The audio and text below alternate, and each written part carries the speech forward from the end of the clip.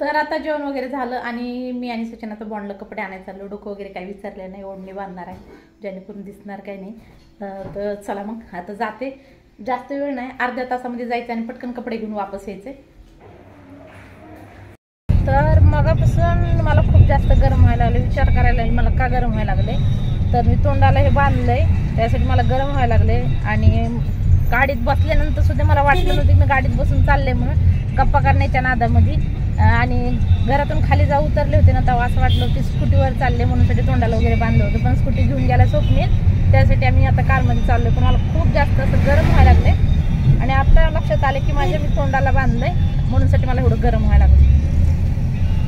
आणि डोकं वगैरे मी काहीच विचारलं नव्हतं. स्कूटीवर म्हणलं जायचं तोंडाला बांधायचं, म्हणलं डोकं वगैरे काही विचारायची गरज नाही, तशीच आले. पण आता खूप जास्त गरम होईल, तिथे सोडावं लागलं. तर आता एका साईडला गाडी उभा केली आणि आम्ही चाललो एका दुकानामध्ये. आणि जिकडं जायचं ना तिथं खूप जास्त अशी गर्दी आहे आणि गाडी उभं करायला जागा पण नाही, त्यासाठी गाडी लावून चलत चाललो आहे. आता 10 मिनटं लागतील आम्हाला जायला.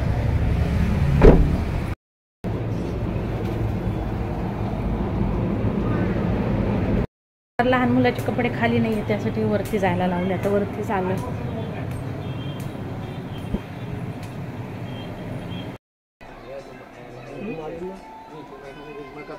हे छान वाटलं आम्हाला. हा ना,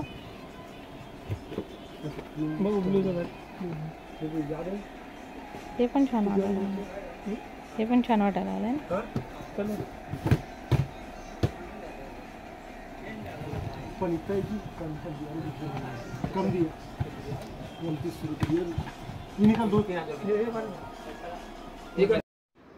तर बॉन्डला कपडे घेऊन झाले. आजीसाठी साडी बघत होते पण आजीला साडी घेण्यासारखी मला अशी वाटलीच नाही. पण अशी साडी आवडीने गेली. मग ही पिवळ्या कलरची मला साडी जरा बरी वाटली, कॉटनची आहे, धुतल्यानंतर एकदम सॉफ्ट कपडा होईल म्हणले. तर मग शेवटी मी हीच घेतली. का तर वेळ नव्हता जास्त वेळ आमच्याकडे बघायला फिरायला इकडे तिकडं, तर मग मला आवडली तीच घेतली एकच. कपडे तर जवळ भेटले पण आता केक आणण्यासाठी 5 ते 6 किलोमीटर जावं लागणार आहे ना.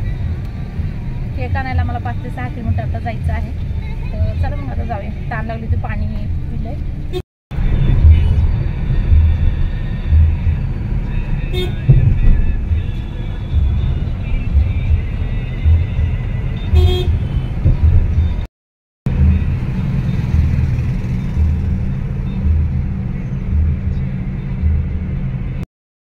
तर सचिनने एक केकचं दुकान हुडकून काढलंय जिथं सगळ्या फ्लेवरचे केक भेटतात.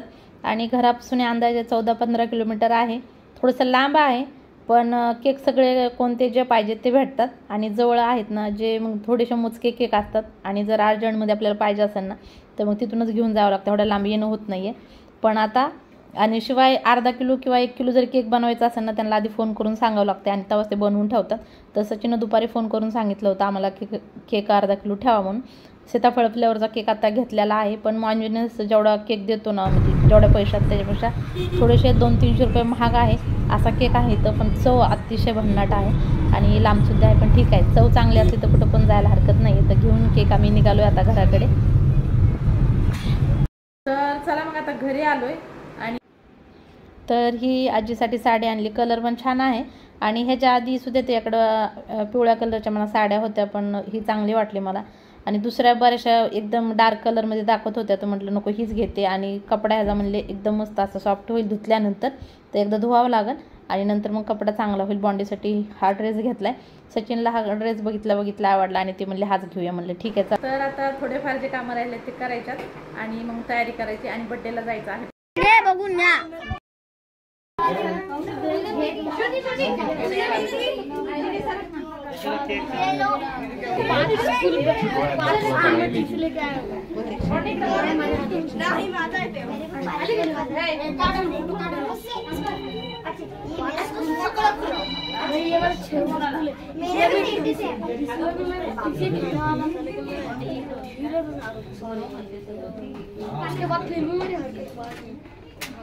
मेरे दोस्तों ने मेरे पता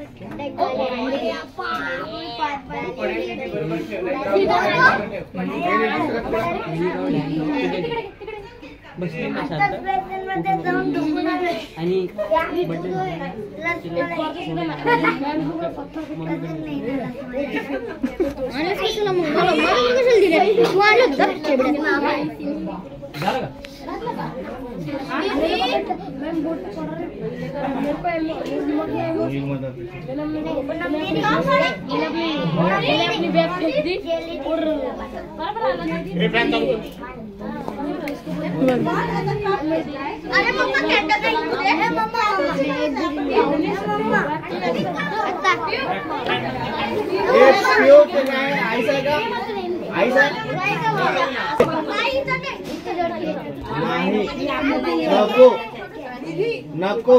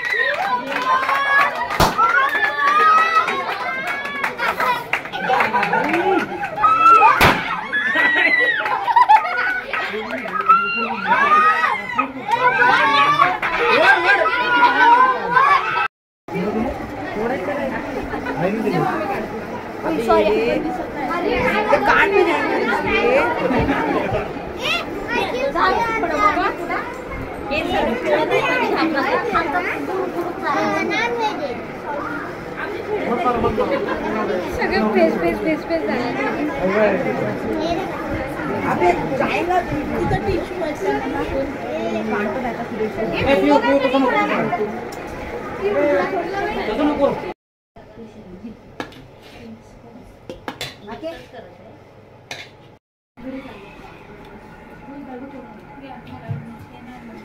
चला इकडे बघा, एक फोटो काढते.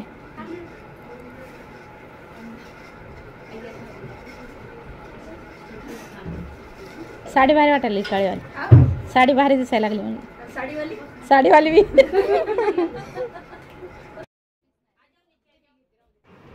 तर बड्डे वगैरे झाला. आजीला सगळ्यात पहिले जेवण दिलं होतं, जेवण केलं तिनं. पण तिचं असं झालं की तिच्या लक्षात बिलकुल राहणं गेलं. कुणी म्हणजे आता ती आता बऱ्याच जणांना अशी ओळखत नाही आहे. आणि कुणी जर बोललं ना मी ही आहे म्हणल्यावर नंतर बोलतेही, पण नंतर थोड्या वेळा जर विचारलं हे कोण आहेत तर मग लक्षात नाही म्हणते. तर असं व्हायला लागलं. आजीच्या उशाची पोटली छोटीशी खोलली आम्ही, तर त्याच्यामध्ये साडी आहे आणि त्याच्यामध्ये ही बघू शकता थैलीमध्ये प्लास्टिकच्या पैसे बांधून ठेवल्यात तिनं. तर आजीनं बरंचसं पैसे, तिच्याकडे खूप सारे पैसे होते, म्हणजे की 40,000 रुपये तिच्याकडे होते आधी. जेव्हा पैसे बदलले ना, आपले नोटा बदलल्या ना, त्याच्या आधीच्याकडं 40,000 रुपये होते. आता आजीकडे 40,000 असणं म्हणजे काही छोटी गोष्ट नाही. तिच्याकडे म्हणजे खूप जास्त होते तिच्या हिशोबाने पैसे. आणि तेवढे पैशाचं तिनं म्हणजे असं कुणाला सांगितलं नाही. तिला वाटलं असं खोटं म्हणालेत, नोटा कुठं बदलत असतात का काय, असं तिला वाटलं आणि तिनं नंतर सांगितलंच नाही. आणि नंतर मग मम्मीने एका दिवशी तिचं असंच गटोडं खोलल्यानंतर त्याच्यामध्ये थोडे सगळे पैसे दिसले. तर कोणाच्याला म्हणलं की आई तू हे सांगितलं असतं तर बदलून आणले असते, किंवा तिला माहीतच नाही कोणाला की तिच्याकडे तेवढे पैसे होते. म्हणून आम्हाला वाटलं की त्याकडे नव्हतेच पैसे, आणि नंतर माहीत पडले. पण तेवढ्या सगळ्या नोटा वेस्ट झाल्या, काही फायद्याच्या नाही राहिल्या. आणि आता सध्या आजीकडे एवढे पैसे साठल्यात, आता ती बांधून ठेवते. आणि तेव्हापासून तिला मोदी बिलकुल आवडत नाही, की म्हणती पैसे बदलू म्हणजे त्यांनी जर आधी नोटा वगैरे नसत्या बदलल्या तर माझे एवढे पैसे खराब नसते झाले. पण आता तिला पैशाचं काहीच नाही, आता तिला तर कळतच नाही आणि ही जाणवत पण नाही आहे पैसे वगैरे काय.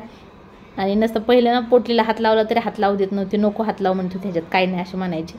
आणि आता म्हणजे खूप जास्त थकले, तिला ओळखायला यायला गेलं, विसरले आणि झाले सगळं. तर नाही तर मम्मीला म्हटलं तिचे पैसे जसे तसे बांधून ठेव. मग म्हटलं अगं तिचे मी कशाला घेते, मीच तिला कधी कधी दिलेले तसे आहेत, किंवा कुणी आलं भेटायला त्याला दिलेले आहेत, तर ती तशी ठेवती. आणि मग मला म्हणती माई राहू दे तुझ्याकडे आता हे, तर म्हणते नको तुझे राहू दे, तुझे तुलाच ठेव. म्हणून मम्मी वापस बांधून ठेवायला लागली. आणि आता आजीचा थोडासा व्हिडिओ काढला असता, पण मम्मी म्हणजे नको. तिला ना आता साडी वगैरे आवरानं एकदम अशी ही झाली, त्याची तब्येत अशी खराब झाली, तर साडी तिला आवरानं गेली. तर मम्मीने तिला गाऊन घातला होता, तर म्हणली ही गाऊन घालत जा घरामध्ये. तिला काय होतं आता म्हणजे उठून चालता पण येणं गेलं आता तिला, आणि घरात बसून मग साडी वगैरे तिला आवरत नाही, त्यासाठी मम्मी तिला गाऊन घातला होता. त्यासाठी म्हणली व्हिडिओ वगैरे तिचा नको काढू, साडी नसली की मग तिला बरं नाही वाटत. आणि पप्पा येतात तर पप्पाच्या देखत तिला असं गाऊन घातलं तर मग ती नको गं माय मला साडी घालू दे, मलाही बरं नाही वाटत. आता मग परत तिला म्हणलं थोडी बिर्याणी खाते काय, तर म्हणले हा खाते. मग आणून दिली तर थोडीशी खायला लागली. साडी दाखवली तर मग ती कशाला ग माये, कशाला घेतली मला साडी. मग हाताच्या पप्प्या घेत होती माझ्या.